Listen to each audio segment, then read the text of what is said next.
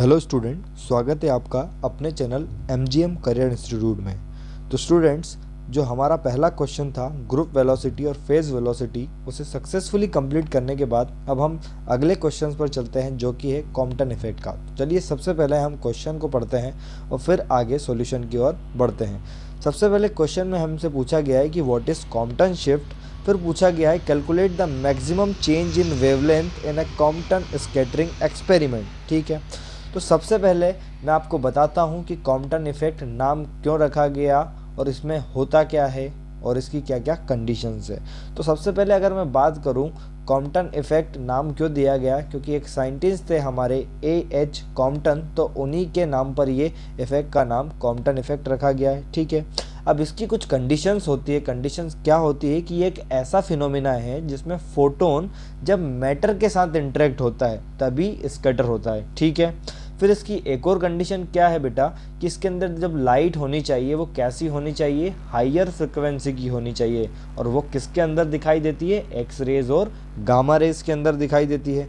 फिर अगली कंडीशन क्या होनी चाहिए बेटा कि इसका जो वेवलेंथ होना चाहिए वो कैसा होना चाहिए, लो होना चाहिए। ठीक है, तो ये तीन कंडीशंस आपको कॉम्पटन इफेक्ट में याद रखनी है। ठीक है, चलिए अब जब कॉम्पटन साहब ने, जो A.H. कॉम्पटन साहब थे, उन्होंने एक्सपेरिमेंट किया तो उन्होंने क्या देखा कि जब मोनोक्रोमेटिक एक्स रेस को जब लाइट एलिमेंट पर इंसिडेंट कराया गया तो जो स्कैटर्ड फोटोन था उसको डिफरेंट पोजीशन में देखा गया।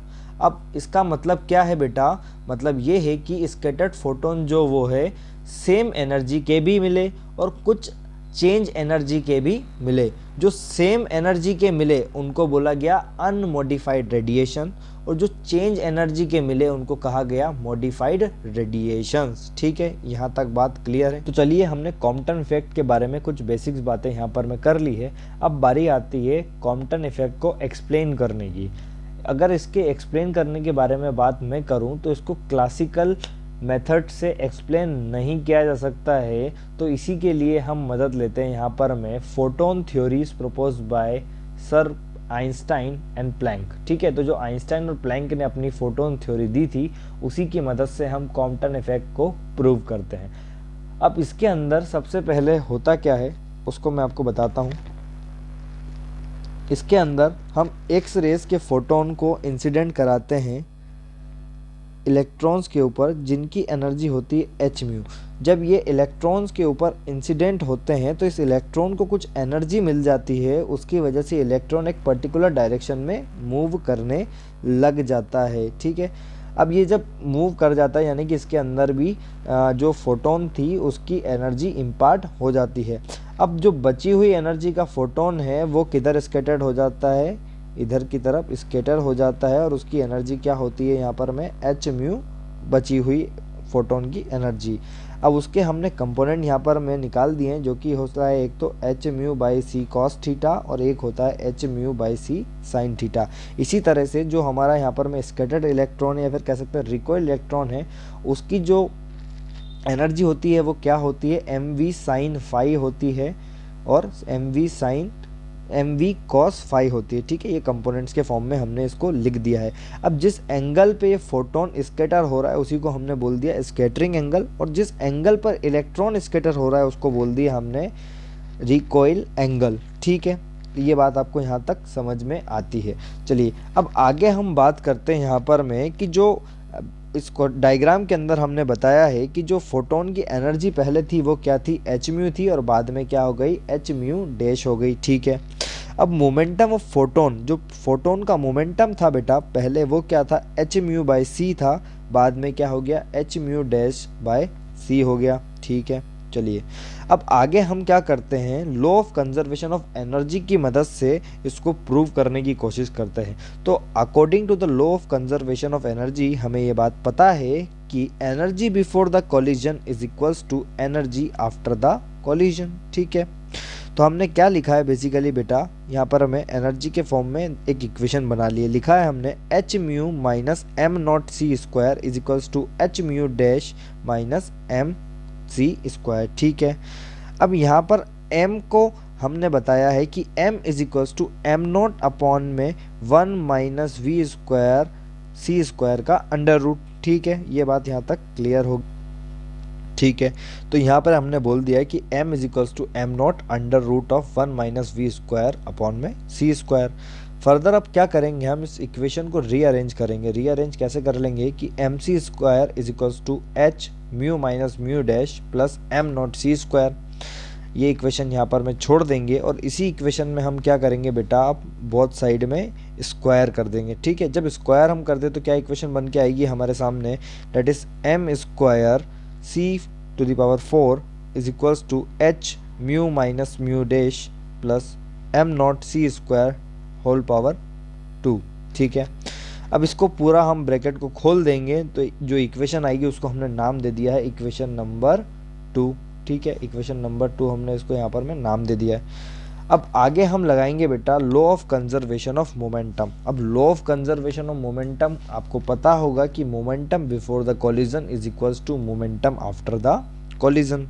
अब ये हम लॉ लगाने वाले हैं एक्स एक्सिस के अलोंग भी लगाने वाले हैं और वाई एक्सिस के अलोंग भी लगाने वाले हैं, क्योंकि जो पार्टिकल है हमारा वो दोनों एक्सिस के अबाउट मूव हो रहा है। ठीक है, अब अलोंग एक्स एक्सिस के बारे में बात करेंगे हम तो क्या लिखेंगे, सबसे पहले h mu by c plus 0 is equals to H mu by c dot cos theta plus m v dot sine phi. ठीक है, इसको हमने दे दिया इक्वेशन नंबर 3 नाम। अब बात करते हैं अलोंग वाई एक्सिस की, तो वाई एक्सिस में सबसे पहले हम लिखेंगे 0 plus 0 is equals to H mu dash upon c sine theta plus m v sine phi, और इसको नाम दे दिया इक्वेशन नंबर 4। ठीक है, अब हम क्या करेंगे कि जो इक्वेशन 3 है और 4 है उसमें हम मल्टीप्लाई करेंगे सी का। ठीक है, अब सी का मल्टीप्लाई करने पे हमें जो इक्वेशंस मिलेंगी उनको हम नाम दे देंगे इक्वेशन 5 और 6 रेस्पेक्टिवली। अब जो इक्वेशन 5 और 6 मिलेंगी बेटा उनको हम क्या करेंगे, यहाँ पर मैं वापस से स्क्वायरिंग कर देंगे बोथ द साइड और फिर उनको क्या कर देंगे ऐड। ठीक है, तो चलिए हम इसको ऐड करते हैं। तो ये इक्वेशन 5 था और इक्वेशन 6, तो सबसे पहले हमने 5 का जब स्क्वायर किया तो क्या हो गया, m का हो गया m स्क्वायर, v का हो गया v स्क्वायर, c का c स्क्वायर और cos phi plus sine square phi. ठीक है, अब आगे देखेंगे आप राइट हैंड साइड में बात करूं तो ये हो जाएगा H square H mu square minus 2 H square mu mu dash cos theta plus H square mu square cos square theta plus H square mu dash square sine square theta. अब एक चीज़ आपको यहाँ पर में दिख रही होगी, अगर आप एच म्यू म्यू डैश को बाहर ले लें तो अंदर बच जाएगा cos square theta sine square theta. ठीक है, तो ये क्या हो जाएगा 1 हो जाएगा। अब आगे हम बढ़ते हैं, एम स्क्वायर वी स्क्वायर सी स्क्वायर जो कि लेफ्ट साइड का था उसको एज इट इज लिखा रहने देंगे। अब इस वाली इक्वेशन को सॉल्व कर लेंगे फर्दर और उसको इक्वेशन नंबर 7 नाम दे देंगे। ठीक है, 7 नाम देने के बाद हम क्या करेंगे कि 7 वाली इक्वेशन को हम सब्सट्रैक्ट करेंगे इक्वेशन नंबर 2 से। इक्वेशन नंबर 2 कौन सी थी हमारी, that is equation number 2 is m square C to the power 4 h square mu square 2 mu dash plus mu dash square plus M naught square C to the power 4 plus 2h mu minus mu dash M naught C square. ठीक है, इसको हम minus करेंगे equation number 7 से। तो चलिए इसको minus करने के बाद हमें क्या दिखेगा बेटा कि सबसे पहले हम इसको LHS इसका माइनस करेंगे, तो एम स्क्वायर सी स्क्वायर ब्रैकेट के अंदर हमने लिखा सी स्क्वायर माइनस में v square is equals to RHS। ठीक है, फिर ये लेफ्ट साइड को हम यहाँ पर में सॉल्व करेंगे तो क्या आ जाएगा m naught square C to the power 4।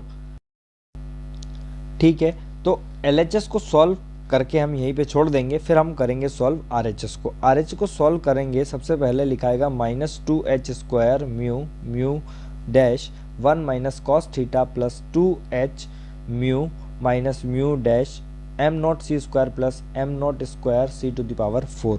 ठीक है, अब अगले स्टेप में हम क्या लिखेंगे बेटा कि 2h mu minus mu dash M naught C square is equals to 2h square mu mu dash 1 minus cos theta. ये बात ठीक आ गई समझ में। अब ये 2h से h कट जाएगा। ठीक है, तो आगे आप क्या देखेंगे कि mu minus mu dash upon में mu mu dash is equals to H upon में एम नॉट सी स्क्वायर 1 माइनस कॉस थीटा। ठीक है, फिर इसको फर्दर सिंप्लीफाई करेंगे तो हम क्या करेंगे बेटा कि इसमें दोनों साइड में किसका मल्टीप्लाई कर देंगे, एक बार फिर से c का मल्टीप्लाई कर देंगे। जब इसमें हम c का मल्टीप्लाई करेंगे तो क्या आ जाएगा यहाँ पर में lambda dash minus lambda is equals to H upon में M naught C 1 minus cos theta, क्योंकि लैम्डा क्या होता है बेटा c बाई म्यू होता है। ठीक है, तो फाइनली और लैम्डा डैश माइनस लैम्डा क्या होता है डेल्टा लैम्डा, और h की जो वैल्यू होती है सबको पता है 6.62 इंटू 10 टू पावर माइनस 34 होती है, और m नोट यहाँ पर मैं 9.1 into 10 to the power minus 31 रखा है क्योंकि मास ऑफ इलेक्ट्रॉन है। ठीक है, और c की वैल्यू रख दी 3 into 10 to the power 8.1 minus cos theta. तो जो डेल्टा लैम्डा की वैल्यू आएगी हमारे बेटा वो क्या आएगी 0.02421 माइनस कॉस थीटा एंगस्ट्रॉम में आएगी। ठीक है, इतनी बात समझ में आ गई होगी।